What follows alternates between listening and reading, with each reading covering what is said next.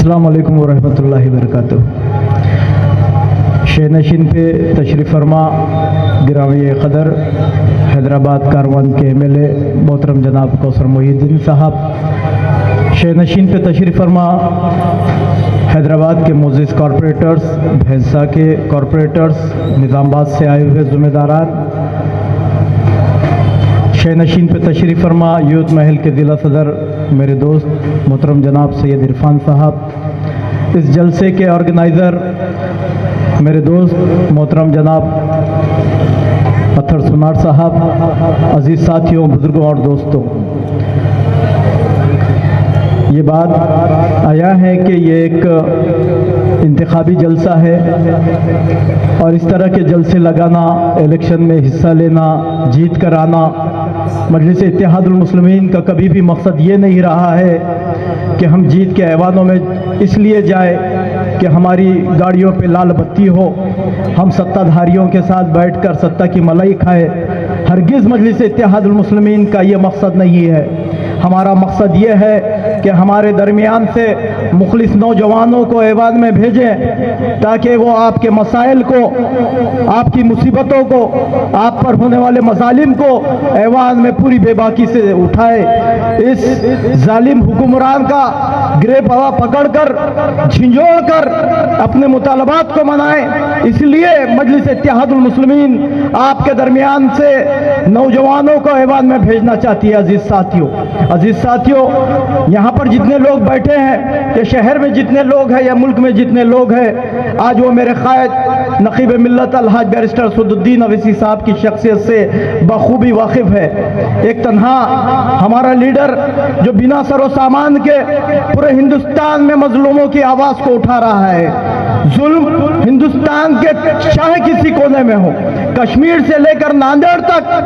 जुल्म चाहे कहीं पर भी हो, अगर ऐवान में जो हिंदुस्तान की सबसे बड़ी पंचायत है, अगर उसमें कोई बेबाकी से उस जुल्म के खिलाफ आवाज़ उठाता है तो मुझे इस बात का फख्र है कि वो हमारे क़ायद नक़ीब मिल्लत अलहाज बैरिस्टर सदुद्दीन अवैसी साहब है। अजीज साथियों, मुझे इस बात का भी फख्र है कि विशालगढ़ की तरह महाराष्ट्र में जितने सारे वाक़ियात हुए, जहां पर हिंदू तंजीमों ने मुसलमानों पर मजालिम किए या हुकूमतों की जानिब से मजालिम हुए, उसके लिए अगर किसी ने सबसे पहले आवाज उठाई है तो नांदेड़ की गय्यूर अव्वाम और मजलिस इत्तेहादुल मुस्लिमीन नांदेड़ है। ये हौसला, ये हिम्मत हम में इसलिए आई है कि जब कभी भी मजलिस इत्तेहादुल मुस्लिमीन ने अपने आप को बिना सारे सामान के पाया है, नांदेड़ की गय्यूर अवाम ने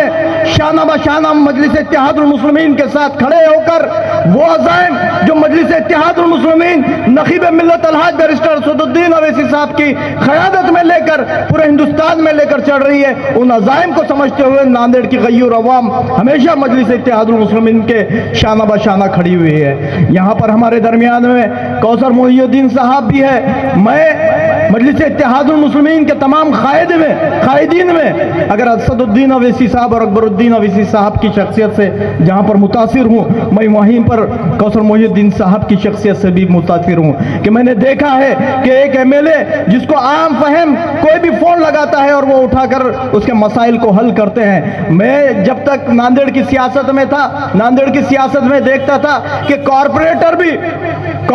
भी ऊंची ऊंची गाड़ियों में अपने गिलासों को बंद करके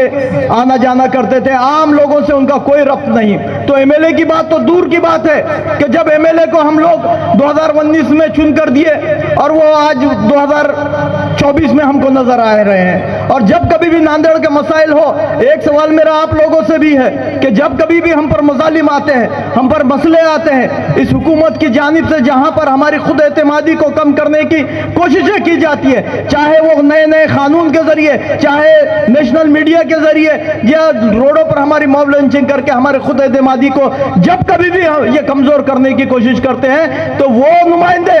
जो हमारे और आपके वोटों पर चुन के ऐवानों में गए, मैंने कभी भी उनको आगे आकर हमारे हक़, हमारे हुकूक के लिए लड़ते हुए नहीं देखा। सत्ता में हो या ना हो, कभी भी उन्होंने हमारे और आपके मसाइल को नहीं उठाया, क्योंकि उनके दिमाग में एक बात बैठी हुई है कि 5 साल کے بعد ایک مرتبہ مسلمانوں کی بستیوں میں جائیں, وہاں پر یہ پیغام دے کہ ارے بھائی اگر آپ مجلس اتحاد المسلمین کو ووٹ بھی کریں گے تو جیتنے والے ہیں کہ اگر جیت گئے تو 2-4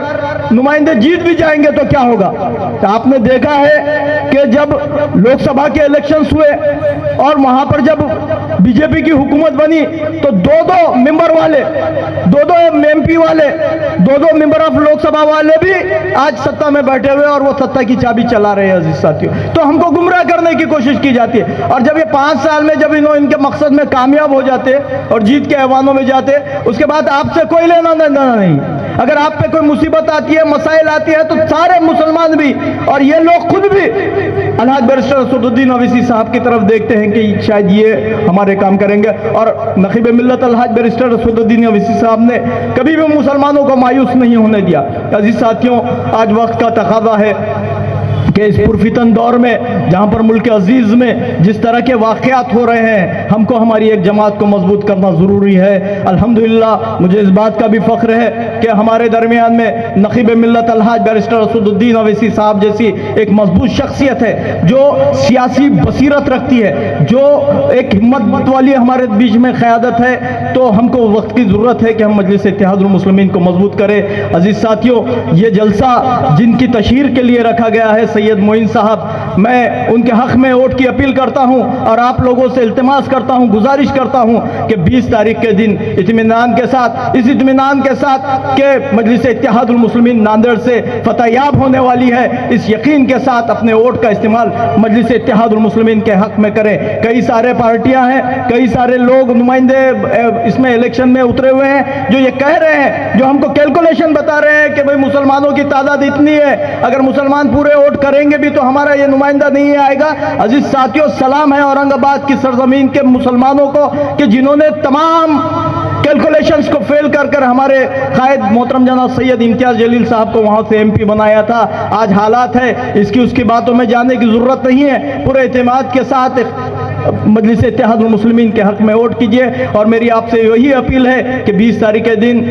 سید معین صاحب کو, جن کی جو مجلس اتحاد المسلمین کے نامزد امیدوار ہے اور ہماری نشانی پتنگ ہے, پتنگ کے نشان کا بٹن دبا کر مجلس اتحاد المسلمین کو کامیاب کیجئے. یہ کامیابی صرف سید معین کی نہیں ہوگی بلکہ یہ کامیابی ہمارے ناندیڑ کے تمام غیور مسلمانوں کی کامیابی ہوگی. عزیز ساتھیوں, یہ کامیابی ہوگی تو ان عزائم کی کامیابی ہوگی جو بیرسٹر اسد الدین اویسی صاحب لے کر پورے ہندوستان میں گھوم رہے ہیں. انہی چند گزارشات کے ساتھ اپنی بات کو ختم کرتا ہوں. خدا حافظ.